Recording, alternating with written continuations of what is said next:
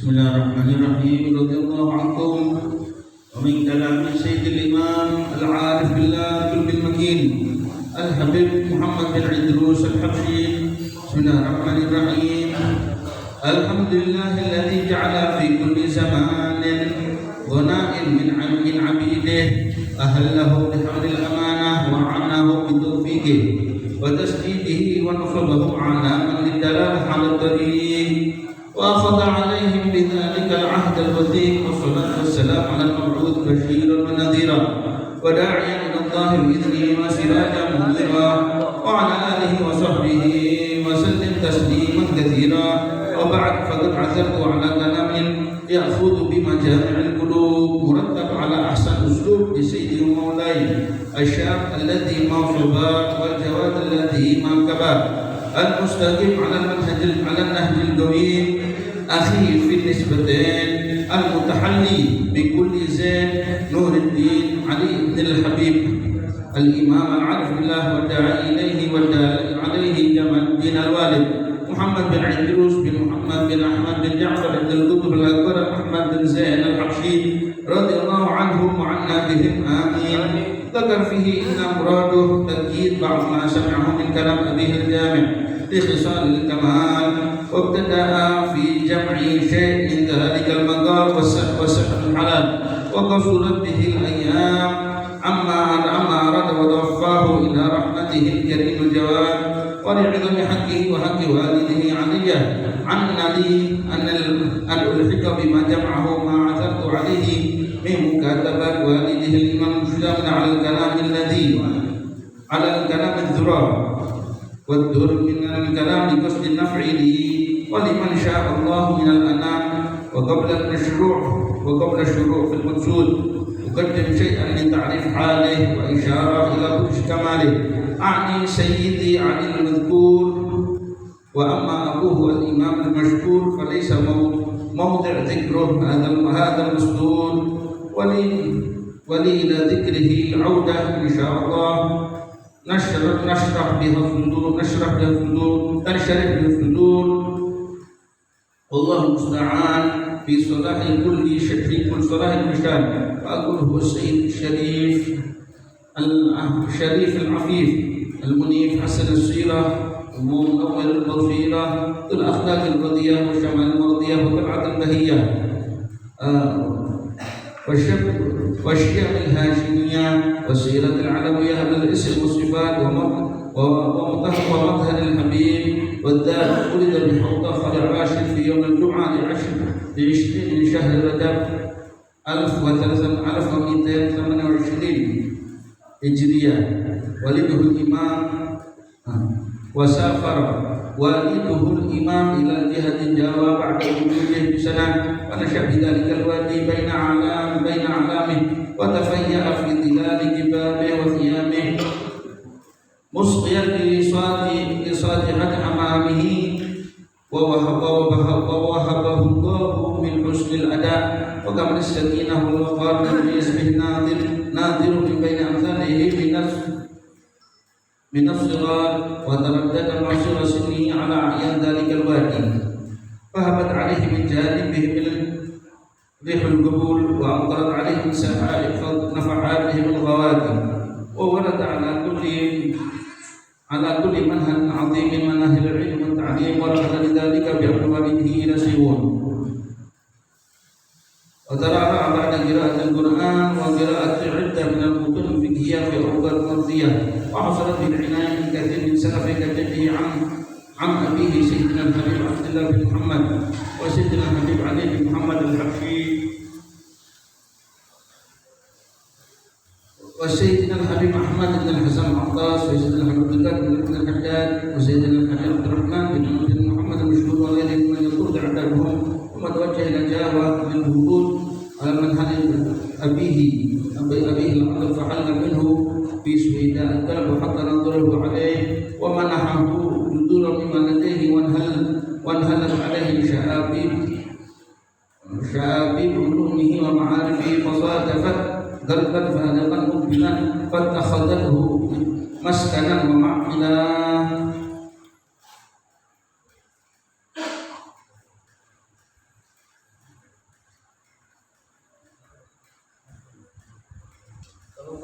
Muhammad kun salam.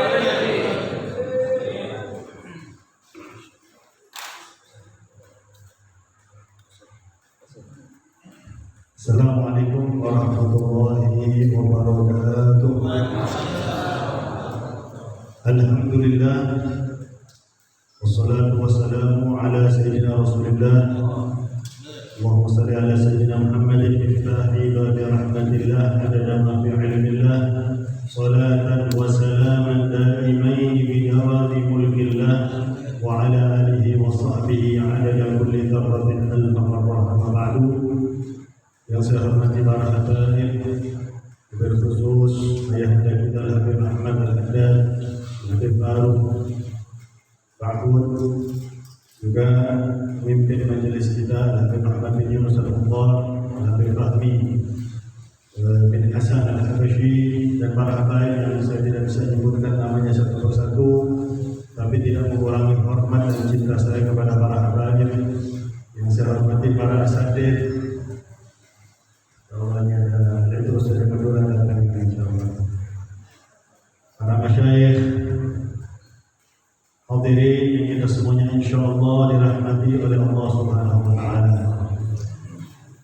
Sekarang ini permulaan akan kita bacakan sebagian daripada kalam-kalam Al-Habib Muhammad bin Idrus Al-Habsyi.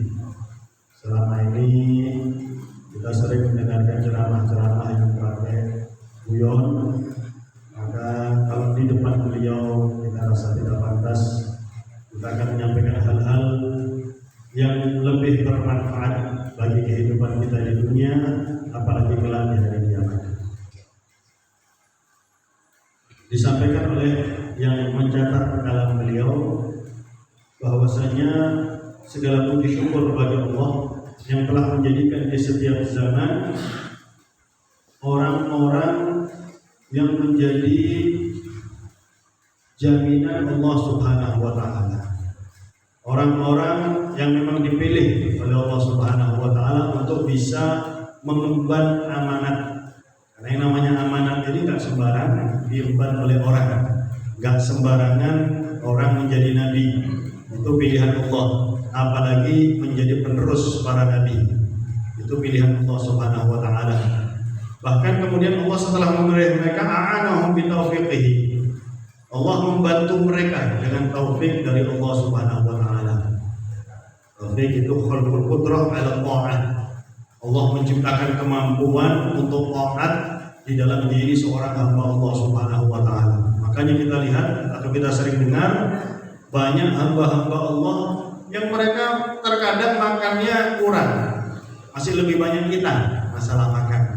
Tapi kalau masalah ibadah, nggak ada apa-apanya kita dibandingkan ibadah mereka. Radhiyallahu anhum wa ardhahum wa nafa'ana bihim wa bi ulumihim fid dharain amin. Jadi dari sini juga kita bisa memahami bahwasanya memang nggak ada wali Allah itu orang yang bodoh, nggak ada. Mattakhadallahu waliyan jahulan. Allah nggak akan mengangkat seorang wali yang bodoh, yang enggak berilmu. Walau ittakhadahum la'allamahum atau kama qala.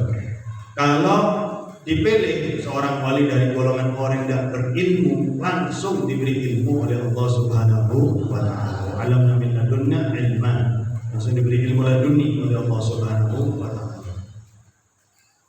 Wa nasabahum alaman, dan mereka tuh dijadikan imam, dijadikan panutan, dijadikan sebagai istilahnya yang bisa kita ikuti. Lidalalah ala tariq, untuk menunjukkan kita jalan yang diridhoi oleh Allah.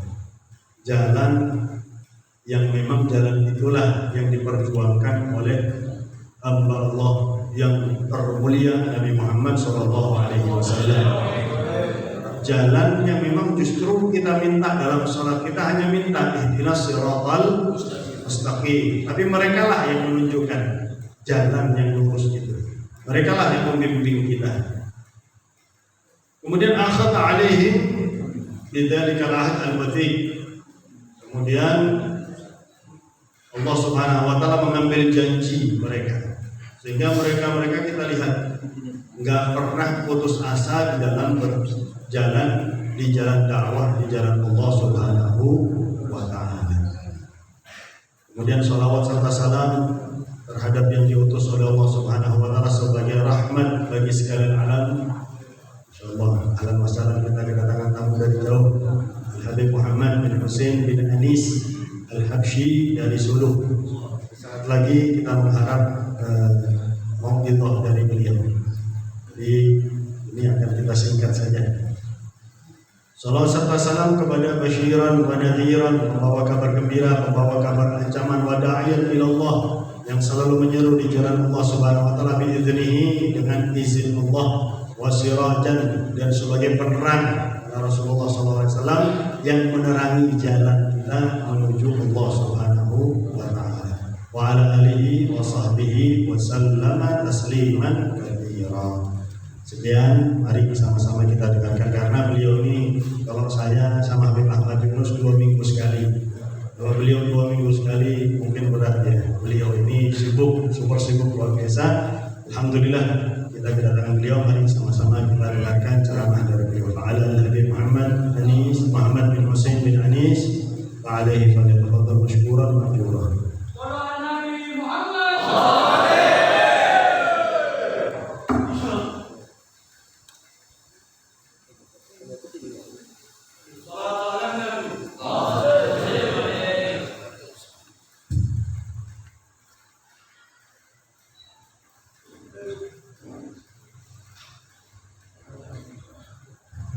Bismillahirrahmanirrahim. Alhamdulillahirabbil alamin.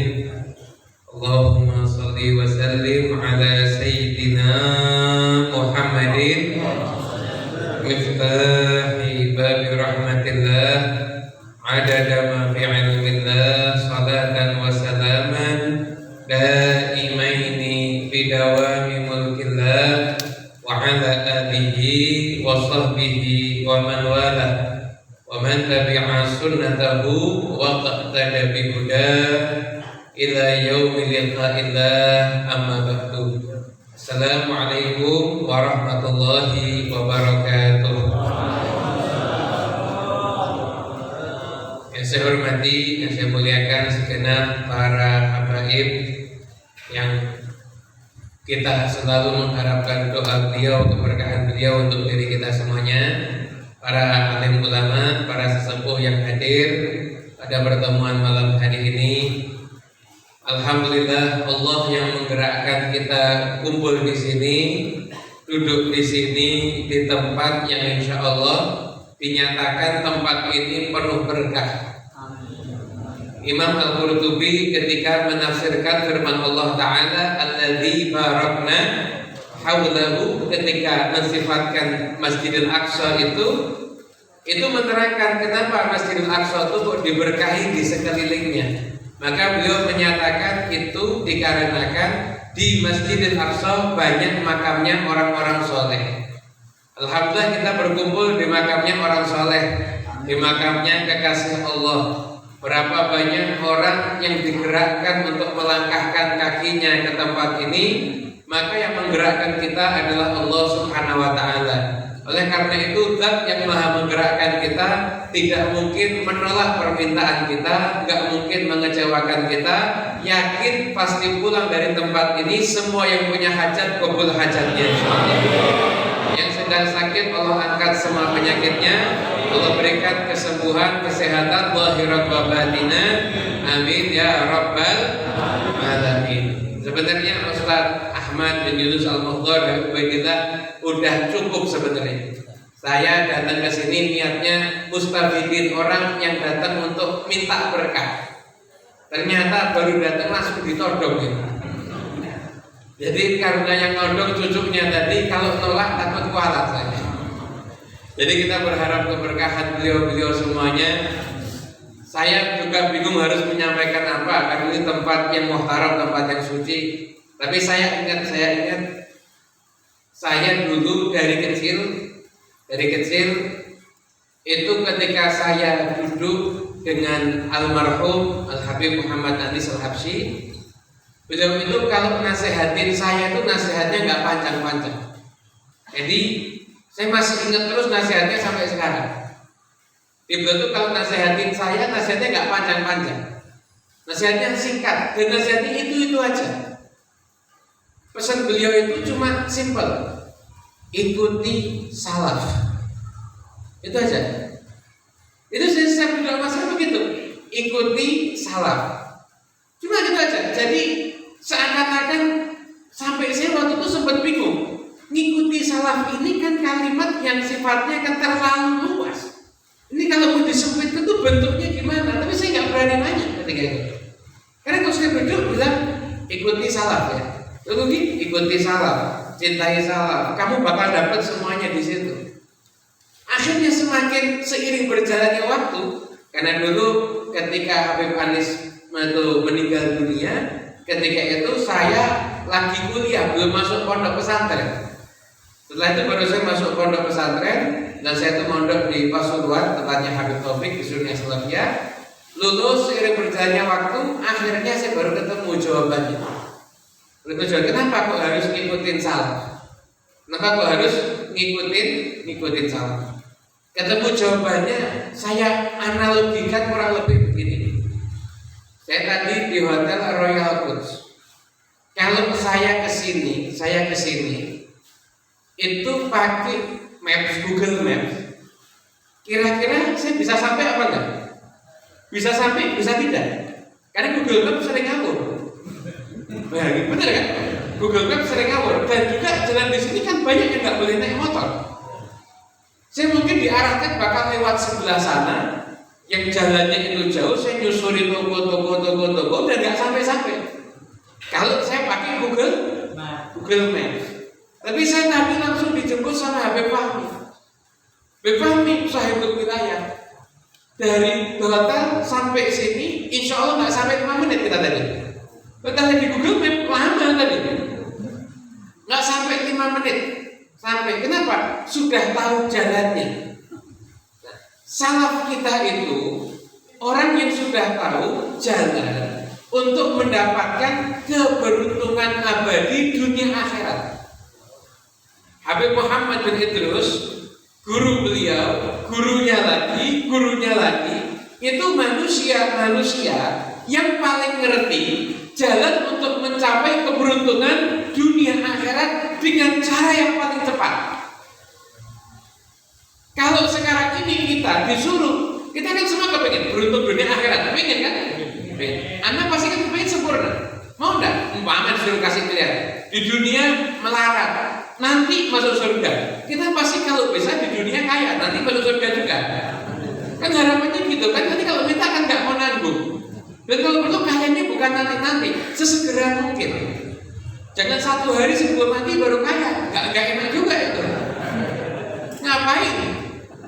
Kan kepengennya kita kan keberuntungan abadi, beruntung di dunia, beruntung di akhirat. Di dunia hasanah, wa fil akhirati. Karena kalau kita harus menemukan cara untuk mendapatkan itu,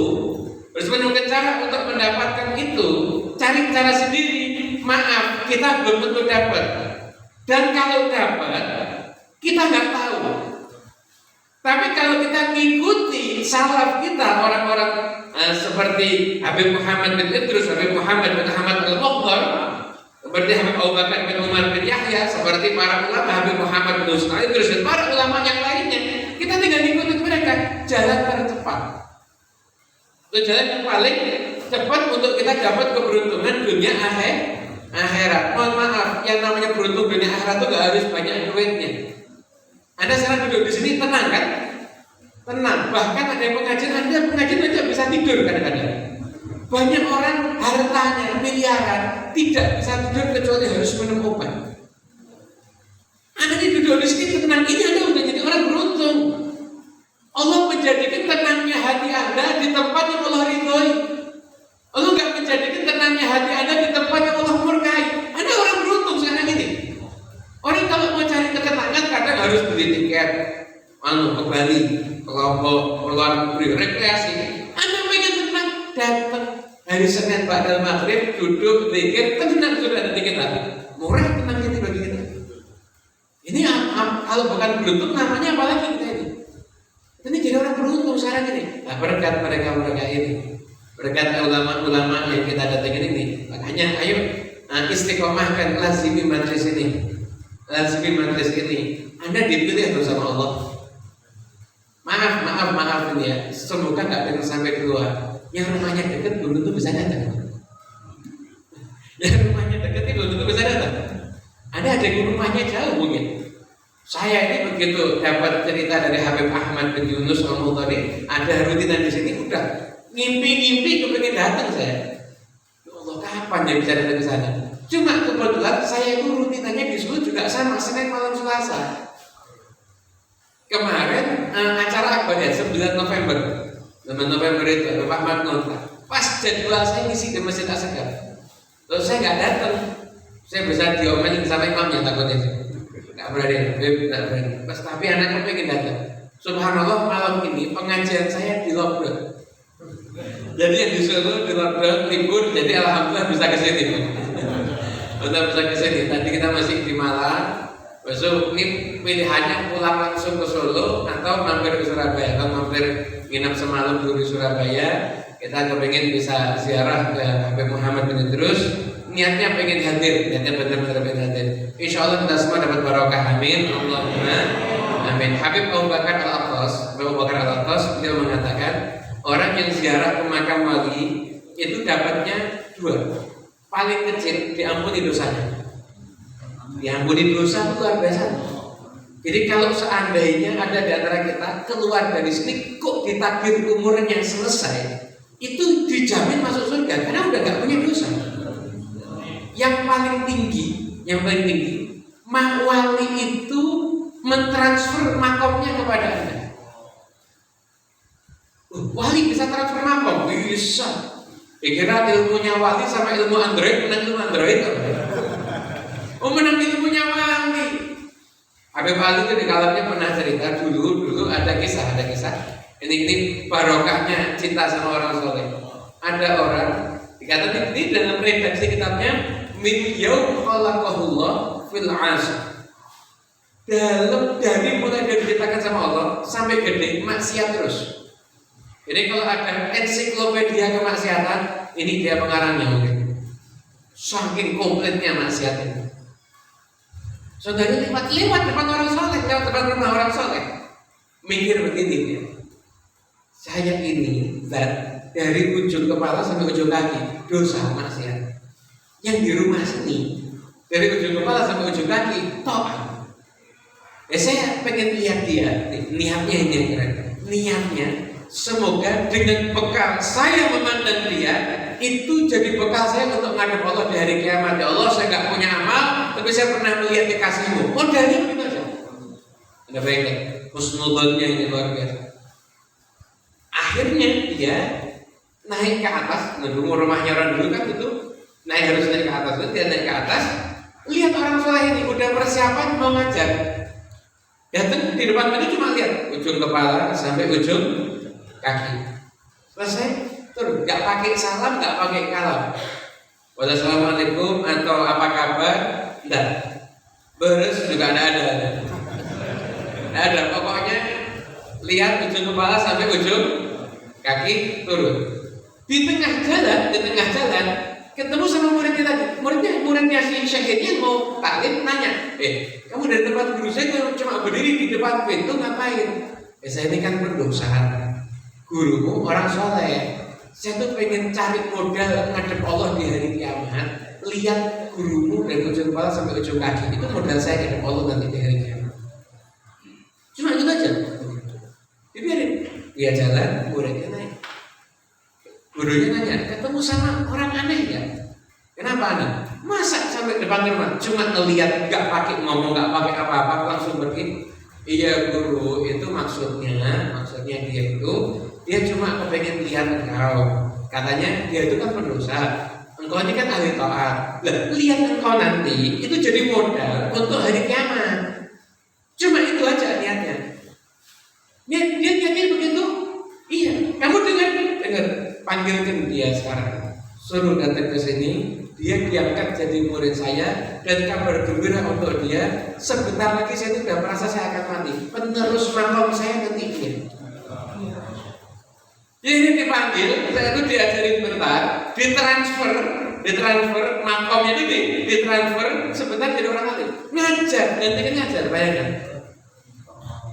Habib mosok wali bisa transfer, Bluetooth aja bisa.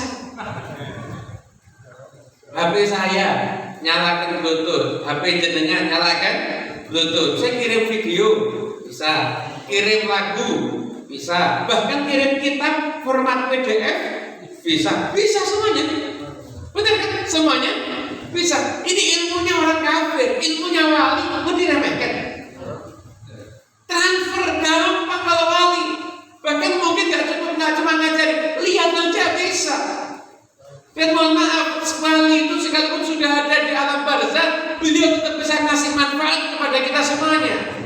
Makanya jangan pernah khawatir.